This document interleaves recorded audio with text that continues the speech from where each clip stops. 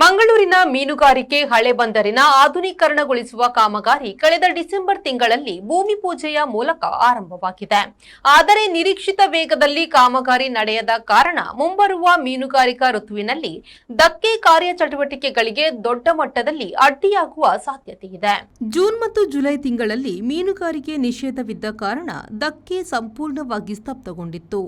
ಮಳೆ ಕೂಡ ಅಷ್ಟಾಗಿ ಬಾರದ ಕಾರಣ ಕಾಮಗಾರಿಗಳು ತಡೆಯಿಲ್ಲದೆ ನಡೆಯುತ್ತಿವೆ. ಆದರೆ ಆಗಸ್ಟ್ 1ರಿಂದ ಮತ್ತೆ ಮೀನುಗಾರಿಕೆ ಚಟುವಟಿಕೆಗಳು ಆರಂಭಗೊಳ್ಳುವ ಹಿನ್ನೆಲೆಯಲ್ಲಿ ಬಂದರಿನಲ್ಲಿ ಒಂದಷ್ಟು ಅಡ್ಡಿ ಆತಂಕ ಉಂಟಾಗುವ ಸಾಧ್ಯತೆ ಇದೆ ಎಂದು ಮೀನುಗಾರರು ಅಭಿಪ್ರಾಯಪಟ್ಟಿದ್ದಾರೆ. ಪ್ರಸ್ತುತ ಬಂದರಿನಲ್ಲಿ 95% ಮೀನುಗಾರಿಕಾ ಚಟುವಟಿಕೆಗಳು 1 ಮತ್ತು 2ನೇ ಹಂತದ ಜೆಟ್ಟಿಯನ್ನು ಕೇಂದ್ರೀಕರಿಸಿಕೊಂಡು ನಡೆಯುತ್ತವೆ.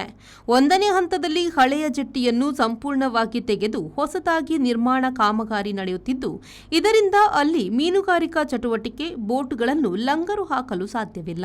2ನೇ ಹಂತದಲ್ಲಿಯೂ ಜೆಟ್ಟಿ ಇದೆಯಾದರೂ ಮೀನು ಸಾಗಾಟದ ಲಾರಿಗಳು ಪಾರ್ಕಿಂಗ್ ಮಾಡುವ ಸ್ಥಳದಲ್ಲಿ ಹರಾಜು ಸಭಾಂಗಣ ನಿರ್ಮಾಣಕ್ಕೆ ಸಂಬಂಧಿಸಿದ ಕೆಲಸಗಳು ನಡೆಯುತ್ತಿವೆ. ಹಾಗಾಗಿ 2ನೇ ಹಂತದಲ್ಲೂ ಪೂರ್ಣ ಪ್ರಮಾಣದ ಚಟುವಟಿಕೆ ನಡೆಸಲು ಸಾಧ್ಯವಿಲ್ಲ. ಹಾಗಾಗಿ 3ನೇ ಹಂತವನ್ನೇ ಅವಲಂಬಿಸಬೇಕಾಗಿದೆ. ಈ ಬಗ್ಗೆ ಮಂಗಳೂರು ಟ್ರಾಲ್ ಬೋಟ್ ಮೀನುಗಾರರ ಸಂಘದ ಅಧ್ಯಕ್ಷರಾದ ರಾಜೇಶ್ ಪುತ್ರನ್ ಉಳ್ಳಾಲ್ ಅವರು ಮಾತನಾಡಿ, ಕಳೆದ 15 ವರ್ಷಗಳಿಂದ ಮೂಲಭೂತ ಸೌಕರ್ಯಕ್ಕಾಗಿ ಹೋರಾಟಗಳನ್ನು ಮಾಡುತ್ತಿದ್ದೇವೆ. ಶಾಸಕರು, ಸಚಿವರು ಮತ್ತು ಸಂಸದರನ್ನು ಭೇಟಿಯಾಗಿ ಮನವಿ ನೀಡಿದ್ದೇವೆ. 10 ವರ್ಷದ ಬಳಿಕ 3ನೇ ಹಂತದ ಕಾಮಗಾರಿ ಆರಂಭವಾಗಿದೆ.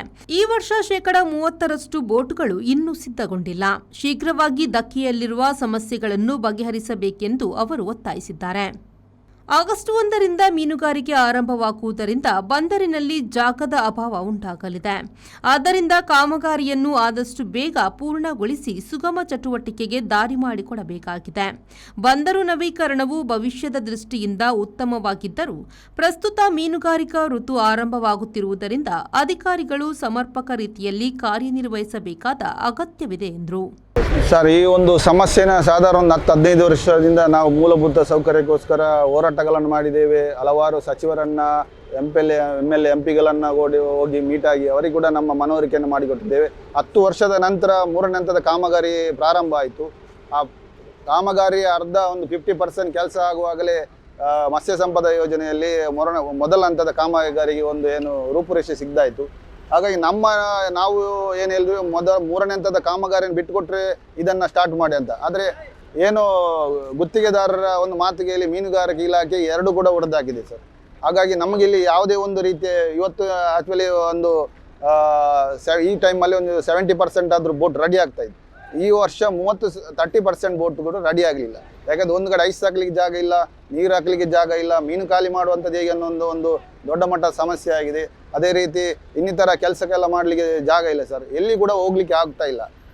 ಹಾಗಾಗಿ ಇದನ್ನು ಸರ್ಕಾರ ಗಮನಿಸಿ ದಯವಿಟ್ಟು ಅದನ್ನು ಅತ್ಯಂತ ಶೀಘ್ರವಾಗಿ ಈ ಒಂದು ಸಮಸ್ಯೆಯನ್ನು ಬಗೆಹರಿಸಿಕೊಡ್ಬೇಕಂತ ನನ್ನ ವಿನಂತಿ. MLA MP ಖಂಡಿತ ಸರ್, ನಾವು ಎಲ್ಲ MLA MP ಮೊದಲೇ ನಾವು ತಿಳಿಸಿದ್ದೇವೆ. UT ಖಾದರ್ ಹತ್ರ ಕೂಡ ಹೋಗಿದ್ದೇವೆ. ಅವರು ಅಮೆರಿಕದಲ್ಲಿ ಬಂದ ನಂತರ ಖಂಡಿತವಾಗಿ ಎಲ್ಲ ಇಲಾಖೆಗಳ ಜೊತೆ ಮಾತಾಡಿ ಖಂಡಿತವಾಗಿ ಸಮಸ್ಯೆಗೆ ಪರಿಹಾರ ಮಾಡುವಂತ ಒಂದು ಭರವಸೆಯನ್ನು ಕೊಟ್ಟಿದ್ದಾರೆ. ಆದರೆ ಯಾವ ರೀತಿ ಆಗುತ್ತೆ ಅನ್ನೋದು ಕೂಡ ಇನ್ನು ಕಾದು ನೋಡಬೇಕು ಸರ್. ಶರತ್ ಸಾಲ್ಯನ್, V4 ನ್ಯೂಸ್, ಮಂಗಳೂರು.